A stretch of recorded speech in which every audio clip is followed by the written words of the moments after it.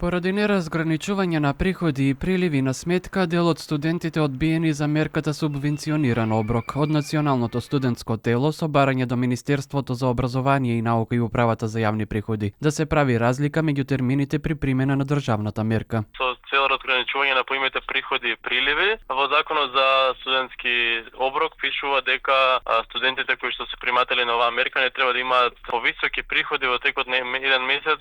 во висина од 24.000 денари, а кога студентите аплицираат за оброк, било каков прилив да имаат во висина од таа сметка, тие го губат правото за оброк. Студентскиот живот во Македонија е скап, па неретко на сметката што ја има студентот, семејството уплаќа пари за кирија или пак за храна и може да ја надминува сумата од 24.000 денари, што по автоматизам ги исклучува од субвенцијата. Нивниот родител им префрли 25.000 денари за кирија, сметки и храна во текот на еден месец, а студентот не може да зема оброк затоа што тие средства ги гледат како приходи, а де факто тоа не е приход, туку е само одреден прилив, односно трансакција. Националното студентско тело го испратило барањето до МОН и УЈП со цел да се обезбеди еднаква и правична примена на законот, но и заштита од дискриминација на студентите кои не остваруваат реален приход, туку добиваат семејна или нефискална финансиска поддршка и очекуваат повиканите институции соодветно да реагираат.